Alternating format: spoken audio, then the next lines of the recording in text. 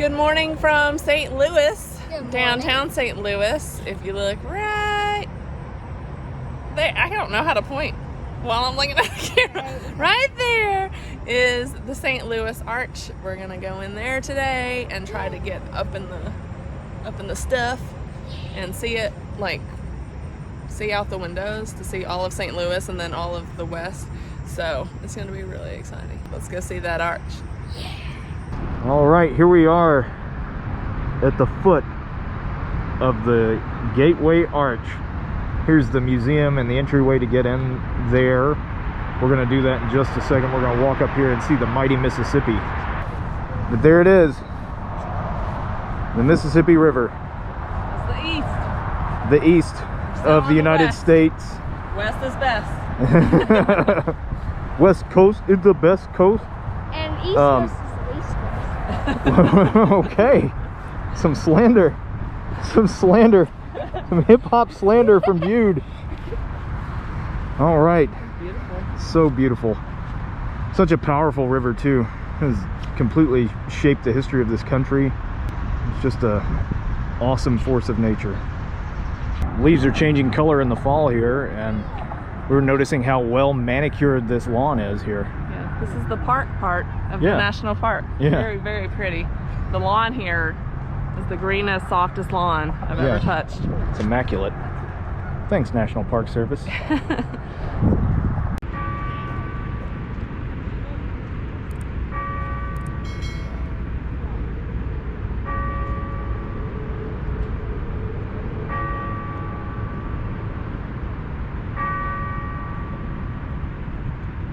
Just a heads up, right now you have to have a time ticket to get in, and you can scan that and you can go ahead and get your ticket reservation to get in. Ours is for 10:20.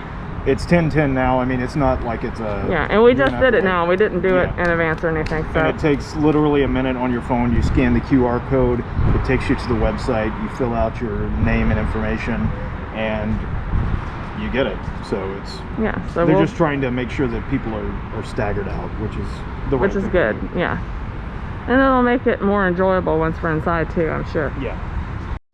Once you get in, you've got the ticket center to your left, information kiosk, entrance over here, and then they're scanning the tickets right there.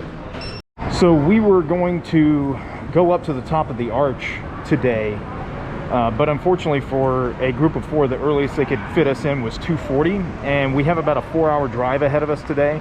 As part of this road trip, we're going to go see family and stuff, so we wanted to make sure we had some ample time with them. So we're going to hold off this time, but we are going to come back here and do the tram ride because it does look really, really neat, and it's pretty affordable too. It's like 11 bucks if you have a national park pass, which we do, or it's $14 for adults or $11 for children. So it's a really great value, and you get a really good view. So we will definitely be back and do that because it's very affordable. The entryway is the museum, and you've got 3 exhibits on either side, and we're going to go through all 6 of them really. You walk in on the first exhibit on the right hand side, they've got the layout of the colonial village of St. Louis, like a 3D rendering. The lady at the entrance mentioned this chimney to us. This is some of the original rock work from colonial St. Louis right here, this rock chimney. It's Kenny the Fur Trader. These are all the house building tools for a colonial era house. Drilling with this is hard work. And really, any of this work here, think about squaring up a beam with just these 3 tools. That's pretty impressive. But you know what? Those houses are really well made. The kids have discovered on this trip that they love the Junior Ranger books because they get a little badge at the end of it. Once they fill it out, it's really cool. Yeah, and that's something that you probably wouldn't think would be at the Gateway Arch, but Yep, because it is a national park, They've got they one. have Junior Ranger stuff, so it helps them learn everything. Yep. If you want a sneak peek on one of the answers to the Junior Ranger book, here it is, right at the entrance. February 15th, 1764. I won't let you know what the question was. I can't even. This exhibit is all about the Lewis and Clark expedition. This one talks, this interactive display talks about all the different tools they would have used to survey the land. This talks about the actual mission for Lewis and Clark and other expeditions that they sent out. These are some of the tools that they use, actual physical tools. This is a replica of a teepee. And they would have run into Native American tribes throughout their journey. Some they would interact with in a good way, and some, like the Lakota Sioux, they did not get along with. But they set up trading alliances and things like that along their way.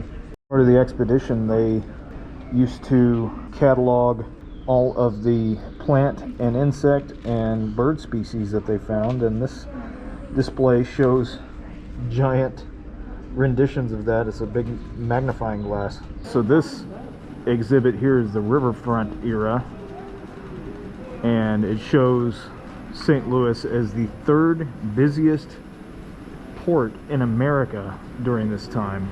They had a massive fire in St. Louis. One of the steamboats, the paddle boats, caught on fire and it spread onto the land, and they took drastic measures because the fire was spreading so fast.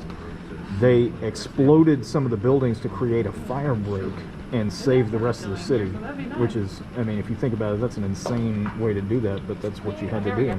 So this talks about the Great Fire. They lost 23 steamboats, 3 tons of cargo on the landing, 3 barges, 1 canal boat, 3 known fatalities.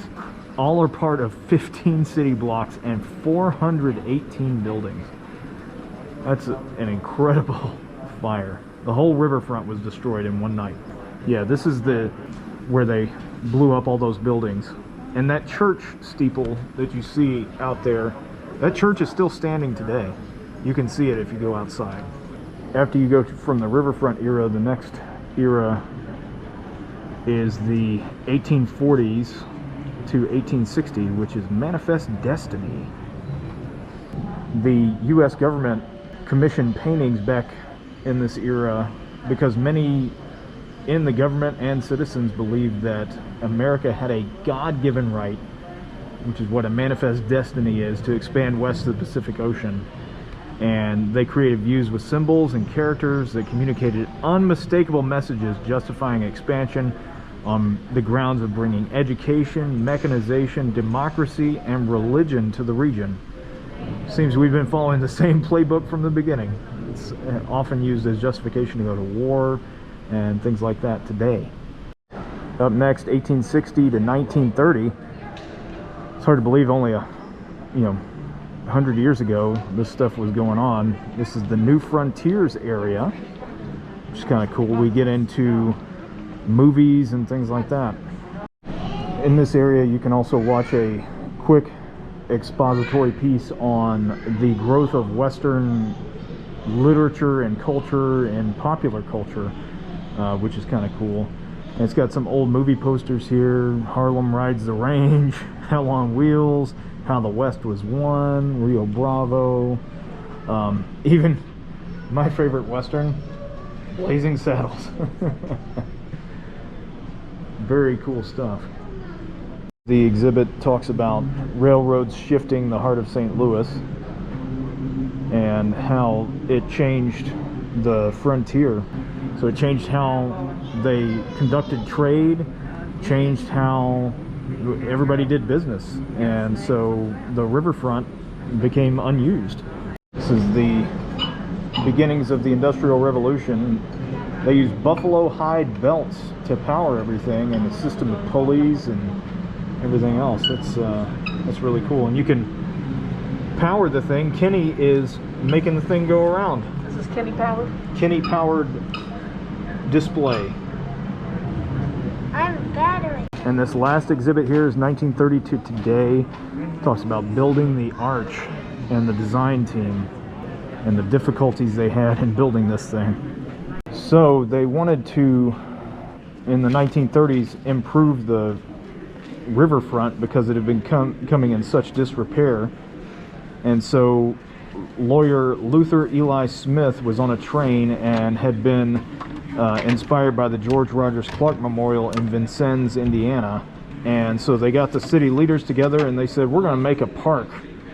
And so they had a design competition, and these are the various designs that they came up with.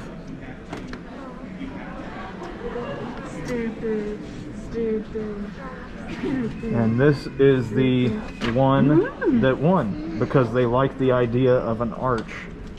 So this is kind of what it looks like to be able to go up to the top of the arch. You're in one of these like little capsule things, riding in there, and it goes up the arch like this. To the elevator that takes you to the observation corridor at the top Yeah, of the that's arch. pretty cool.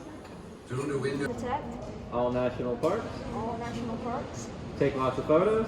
Take lots of photos. And leave only footprints. And only footprints. All right. Good job. There you go. Let me see it. Ooh, this one's golden. Can you put it on? You want to wear it? Okay. So this is an interesting series. Jude, was it you? No, it wasn't me. I think it was. It was Kennedy. It was Kennedy. Kennedy pooped in the park. So this is a area dedicated to the architect Eero Saarinen, I think that's how you say his name, who designed the arch and the gateway complex. So this is the second display of ornaments here. Yeah.